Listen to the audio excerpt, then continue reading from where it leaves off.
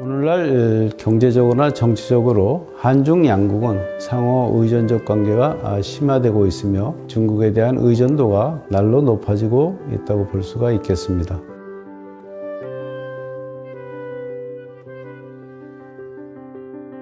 일인 기업이나 소규모 창업을 준비하시는 분들에게 저희 경희대학교 경영대학원 차이나 MBA 입학을 적극 권장합니다. 제가 졸업을 하고 중국을 진출할 수 있는 계기가 됐고 박사과정을 준비할 수 있는 발판이 됐던 것 같습니다. 차이나 MBA를 통해서 여러분들한테 중국을 통한 멋진 미래 비전을 펼칠 수 있을 거라고 저는 생각합니다.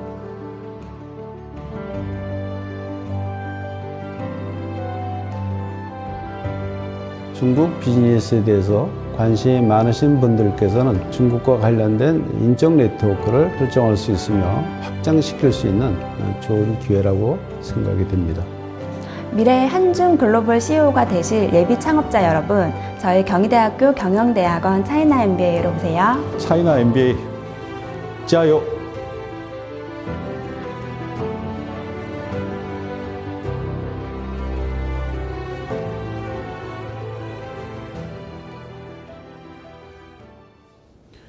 네, 시청자 여러분 안녕하십니까? 좀 더 정확한 중국 경제 이야기 차이나 이코노미 채널 CC입니다. 오늘도 중국경제 금융연구소 전병서 소장님 모시고 말씀 나누도록 하겠습니다. 안녕하십니까, 소장님? 안녕하십니까?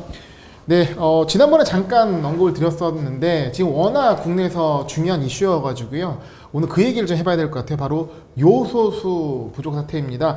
이 요소수 부족 사태에 대한 원인에 있어서 중국과 관련됐다는 얘기가 나오는데요. 저희 채널에서 또 안 다룰 수가 없겠죠. 이 부분 어떻게 저희가 봐야 될까요? 네, 뭐 빨간 색깔로 써놓은 게 이제 중요하다는 건데 요약하면 첫 번째 중국의 석탄 생산 축소에 우리가 어떻게 보면은 돌멩이를 맞은 거다 그렇게 볼 수 있을 것 같아요. 네. 그래서 이것이 이제 요소수 부족으로 이제 우리한테 나왔고 이게 이제 물류대 날아온 건데 그래서 뭐 잠깐 뭐 언론에 많이 나오긴 했습니다만은 요소수가 뭐냐를 잠깐 볼 필요가 있는데요. 그래서 이제 요소 그러면 이제 뭐 질소, 인산, 요소 관리하는 비료를 아무래도 생각하게 될 것 같아요. 네. 근데 이제 요소수가 이게 경유 차량, 디젤 차량에서 배출되는 질소 산화물을 제거하기 위한 배기가스 저감 장치 여기에 이제 반드시 들어가야 되는 이제 이런 것 때문에 이게 중요해진 거죠. 네. 그래서 지금 한국에서 그 디젤 승용차 133만 대, 화물차 55만 대에서 216만 대한테 이게 이제 필요한 거죠. 근데 문제는 중국이 이제 이 암모니아 그 석탄에서도 요소수를 뽑을 수 있고 천연가스에서도 뽑을 수 있고 석유에서도 뽑을 수가 있는데 중국은 뭐 석탄이 워낙 많으니까 석탄에서 이제 암모니아를 추출하고 여기서 요소를 이제 뽑았는데요. 그러니까 사실 이게 뭐 요소를 뽑는 게 아니라 추출물로 나오는 거, 부산물로 그렇죠. 나오는 걸 판 거잖아요. 그렇죠. 예, 근데 저렴한 가격에. 이게 몇 번 우리가 다뤘습니다만은 중국이 그 단위당 에너지 사용 절감 목표 그리고 이제 CO2 목표를 달성하기 위해서 석탄 생산을 줄여버린 거죠. 네. 그래서 이게 이제 결국은 그 요소 자체의 부족인데 사실은 우리는 요소 수가 부족한 거지만 중국은 비료인 거죠. 요소 자체가. 그렇죠. 예. 그래서 뭐 가격이 폭등하다 보니까 우리도 그렇습니다만 가격이 폭등 내수 우선 그 수출 일단 중단해라. 그게 이제 그 수출 통제를 한 것. 네. 이게 이제 우리한테 문제가 됐던 거죠. 그러니까 한중 간 뭐 갈등의 부분이 아니라 그렇습니다. 일단은 뭐 내부적으로 더 급한 부분이 있었기 때문에 생산 수출을 막은 거란 말씀이신 거죠? 그렇습니다. 그래서 뭐 잠깐 보면은 그림이 있습니다만 질소산화물 저감 장치 SCR이라고 얘기를 하는데 바로 요런 겁니다. 디젤 엔진에서 배기가스가 나가면 그게 이제 밖으로 나가기 직전에 거기다가 질소 산화물을 중화시키기 위해서 요소수를 뿌려주는 네. 요 메커니즘이고 그래서 차 그 휘발유 차에는 없는데 디젤 차에는 네. 바로 그 옆에 이 연료 탱크 말고 네. 요소수 넣는 구멍이 하나 더 있는 거죠. 네. 그 요소수를 반드시 분사해 줘야 되고 그래서 이제 뭐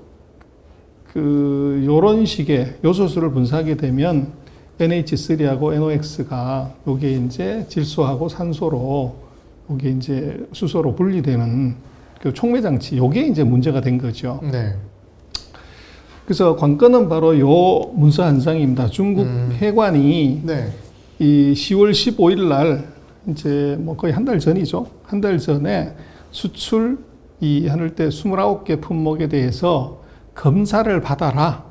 이제 승인을 받아라. 요렇게 문서를 한 장 냈는데 요게 문제가 된 겁니다. 그래서 우리나라 같은 경우는 요소를 이제 농업용이 있고 산업용이 있고 자동차용이 있는데 그 대략 한 이제 우리가 자동차용에서 한 8만 톤 요 정도고 실제로는 농업용이나 산업용이 많습니다. 근데 이번에 문제가 된 것은 이제 자동차용인 거죠. 네. 주유소에 넣는 그 요소수가 부족한 그렇습니다. 거죠. 네. 그래서 뭐 주유소마다 하여간 요소수 판매가 중단되었습니다. 이렇게 얘기를 했고 그래서 이것은 뭐 정부가 이게 대처를 잘못해서 그렇다 뭐 여러 가지 얘기를 하지만 제가 볼 때는 그것보다는 오히려 중국의 어떻게 보면은 그 정책의 이 오류 거기에 우리가 그냥 날라온 돌멩이를 맞는 이제 그런 쪽으로 봐야 될 것 같아요. 근데 사실 이게 디젤 차에서 요소수가 필요한 거는 굉장히 오랜 기간 동안 준비돼서 있었던 부분인 거고 그 요소수가 없으면 생기는 문제에 대해서 이제 정부도 확실히 많이 깨달은 느낌이 있는 것 같거든요. 그렇죠. 그리고 이런 일이 이제 지금까지는 없다가 이것은 중국 정부 정책이 이제 바뀌면서 나타난 현상이지 네. 그렇지 않았다고 하면 이제 생기는 게 사실은 아니죠. 네. 그리고 중국 정부도 그것을 이제 무리하게 탄소 중립을 하려고 하다가 보니까 네.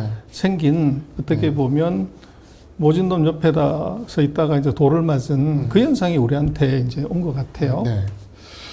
그래서 이제 왜 통제했냐 그러면 이제 뭐 우리 같은 경우는 그 수입량의 3분의 2가 중국산이긴 한데 중국으로서는 이게 무슨 디젤 차에 들어가는 이 요소 수의 문제가 아니고 화학 비료 때문에 그런 거죠. 네. 그래서 뭐 우리는 겨울에 뭐를 농사를 지어 그러지만 중국은 땅이 크기 때문에 저 남쪽에는 여전히 이제 네. 농사를 짓는 거죠. 사모작 뭐 이런 그렇죠. 느낌이에요. 네. 그래서 이제 화학 비료 가격이 이게 폭등을 이제 해버리니까 그래서 그것의 이제 전제는 그 석탄 생산이 안 돼서 네. 공급 부족이 생긴 거고 그래서 이 국제 가격도 폭등을 한 거죠. 그래서 국내가 뭐 일정이 올랐다고 그러면 해외는 더 많이 올라가 버리니까. 아, 그러면 이게 어떻게 보면 국내 기준으로는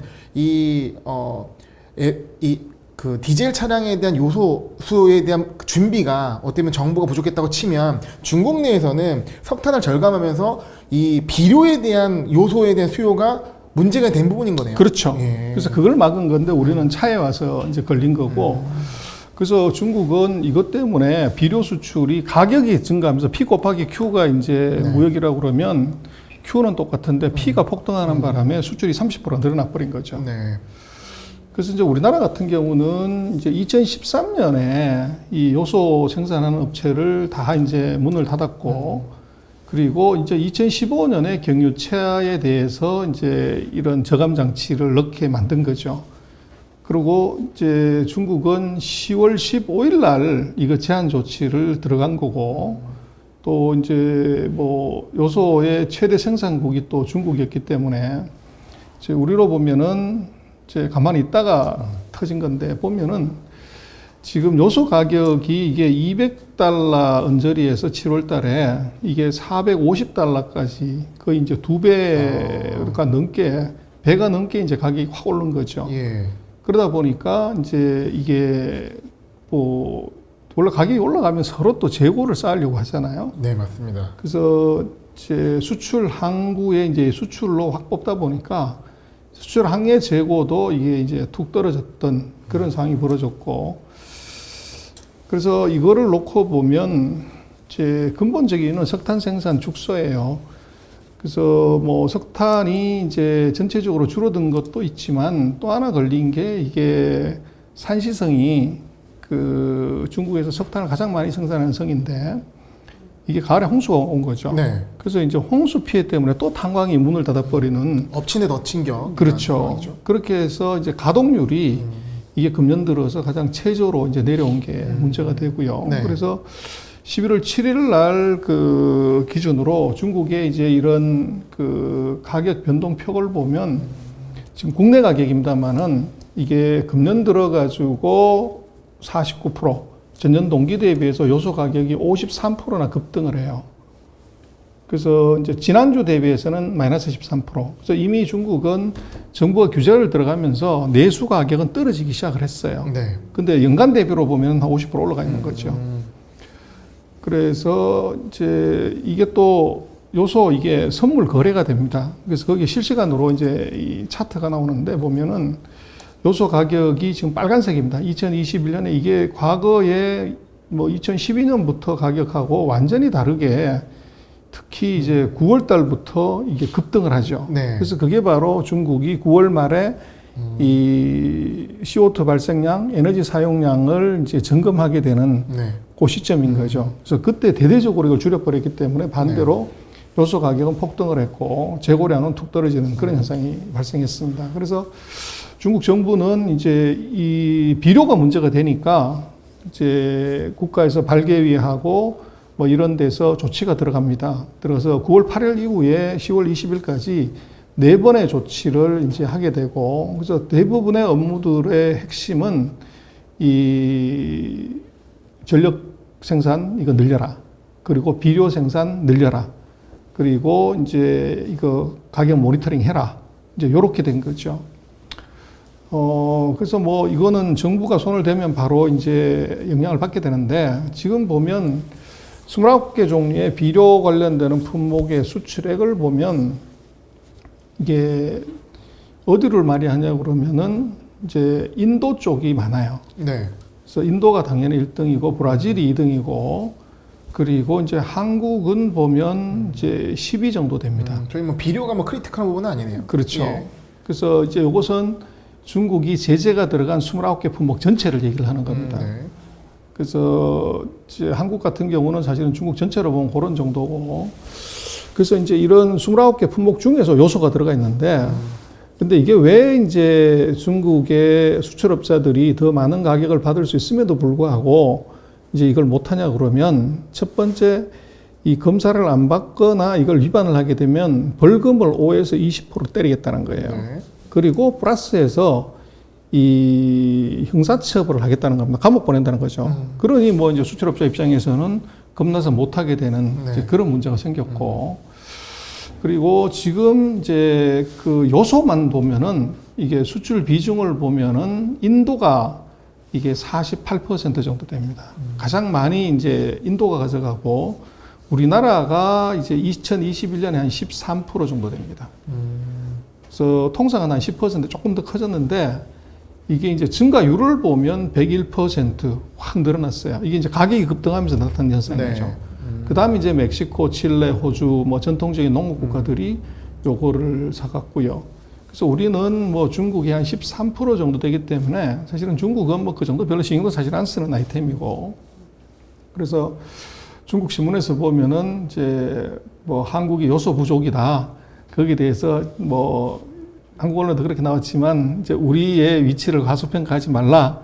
뭐 그런 얘기를 했다고 하는데. 그 중국에서도 이런 언급이 있나 보네요. 그렇죠. 네. 그래서 주류 언론은 아니고 지방 신문이 이제 그렇게 얘기를 했다는 겁니다. 네. 그래서 어쨌거나 우리로서는 중요한 게 요소가 이게 얼마나 잘 생산되고 이제 하냐는 문제인데, 일단 이게 전체적으로 가동률은 떨어지는 추세였었어요. 그리고 이제 비료도 보면 가동률이 많이 떨어져 있고, 그래서 이게 빨리 올라가야 일단 내부적으로 이 중국 문제가 해결이 되는 거죠. 그러니까 중국 내 상황이 해결이 돼야 수출 물량 그렇습니다. 확보가 되기 때문에 이 부분이 중요하다는 말씀이시네요. 그래서 이제 먼저 보면은 일별 가격을 보면 11월 10일자로 보면 요게 11월 달 들어서 가격이 툭 떨어집니다. 그래서 9월 달부터 이게 8월 30일부터 시작해서 2,400 정도가 뭐 3,000까지 휙 올라가는 거죠. 그러다가 이제 이 11월 달 들어서는 확연하게 지금 떨어져 있고, 뭐 주별로도 보면은 10월 말부터 시작해서는 이게 마이너스가 오고 있습니다. 그래서 가격이 먼저 떨어졌다는 것은 시장이 이미 정부가 손대서 증설을 뭐 이제 하고 있다는 거를 시장이 인지를 한 거죠, 이미. 이거는 그러면 저희 입장에서는 좋은 소식 아니겠습니까? 그렇습니다. 네. 그리고 이제 요소 가격 자체도 보면은 이것이 10월 중순부터 시작해서 전체적으로 좀 떨어지고 있고요. 네. 그 대신 이제 이건 시장에서 이제 거래고, 공장 출하 가격은 이제 옆으로 횡보하고 있는 상태입니다. 그래서 아직도 뭐 많이 오른 상태에서 조금 떨어진 건 있지만 시장이 수급 부족이나 공장에서는 계속적으로 높은 가격에 팔 수가 있는 거죠. 그리고 오른쪽 보시면 국제 요소 가격은 여전히 아이고. 아주 급등했습니다. 네. 그래서 중국 안에 요소 가격은 이제 꼭지치고 밑에 떨어지는데 네. 해외는 중국이 막아버리니까 가격이 이제 계속 올라가는 그런 현상이 나타났고, 뭐 이제 지금 그 각 지역별로 놓고 보면 11월 달 5일, 8일 이 정도로 놓고 보면 중국의 거의 모든 지역에서 요소 가격은 다 마이너스가 나왔어요. 그리고 이제 기업체들 마진도 보면 이게 뭐 2021년 들어서 급등을 했다가 이제 11월 달 들면서 이게 급락을 하는, 이제 가격이 떨어지니까 그렇겠죠. 그래서 그런 현상이 나타났고, 그래서 지금 뭐 이거 언제 해결이 되냐 하는 문제가 있는데, 이제 계절적으로 보면은 이제 4, 4분기는 이 요소 업체들의 가동률이 원래 떨어지는 정도예요. 근데 지금 떨어지는 것보다가도 작년보다가도 금년도에 가동률이 더 떨어졌다는 거죠. 네. 그래서 그러다 보니까 수급 부족이 생겼고, 또 일간 생산량도 이게 2020년에 비하면 현격히 낮은 수준이에요. 그러다 보니까 쇼티지 문제가 이제 생긴 건데, 그리고 이제 항구 재고도 보면은 이게 이제 우리한테 중요한데, 수출을 한다고 하면 먼저 항구에 갖다 놓고서 실는 거니까 이것도 지금 이게 11월 달에 훅 떨어졌습니다. 네. 그러다 보니까 국제 가격은 올라가는 거고요. 그래서 결국은 이제 이거를 놓고 보면 이 요인으로 본다고 하면 이제 석탄의 숙소가 이게 요소수의 부족으로 왔고, 이게 이제 그 비료 쪽의 영향 때문에 정부가 수출 규제를 한 것으로 보여지는데, 우리한테 조금 다행스러운 것은 첫 번째는 이제 중국 내에 가격이 떨어지고 있다는 것, 네. 그리고 정부가 조치가 들어가서 이제 이 가동률을 좀 높이고 있다는 것, 그리고 이제 우리 놓고 보면 지금 뭐 정부의 노력 플러스 민간 기업의 노력으로 우리가 한 2달치 정도 네. 이 요소를 지금 확보를 한 걸로 얘기가 네. 되는 것 같아요. 그렇게 되면 대략 이제 한 12월 뭐 이때까지를 견디면 네. 그 중국도 이제 1월 달이 되면은 이제 봄 장사를 준비하기 위해서 또 가동률을 전체적으로 올리는 네. 이제 그런 현상이 나타날 수가 있고, 그리고 이제 석탄 같은 경우는 뭐 지난번에도 한번 점검을 했습니다만 9월 달에 그 슈앙지엔 두 가지 에너지 절감 목표의 분기 목표 달성 측정이 끝났기 때문에 이제 10월, 11월, 12월 들어서는 이제 석탄 생산량이 계속적으로 늘고 있는 거죠. 네. 그렇게 되면 그 사이에 가장 큰 애로이 됐던 석탄이 정산되게 되면 이제 요소 생산도 자동적으로 따라서 늘어가는 네. 뭐 그런 현상이 나타날 수 있을 것 같아요. 네. 최근 이 요소수 문제가 그 걱정되는 부분은 디젤차를 운행하지 않는 분들도 이 물류 자체가 멈춰버리면 대한민국이 멈춘다는 그런 공포심에 굉장히 우려를 많이 하셨는데요. 일단은 지금 소장님 말씀을 들어봤을 때는 좀 우리가 2달, 혹은 3달 좀 버틸 수 있다면 가격 안정화를 통해서 그러한 상황은 발생할 가능성이 매우 낮다라는 부분을 우리가 좀 인지하고 갈 필요가 있을 것 같고, 어쨌든 간에 이런 부분이 앞으로 계속 생길 수가 있잖아요. 그렇기 때문에 정부에서 좀 적극적으로 미리 선제 조치를 해서 어떤 이 국민들이 피해 받는 부분이 최소화됐으면 하는 바람이 있는 상황입니다. 네. 다행입니다. 네, 선생님 오늘 말씀 감사합니다. 맞습니다.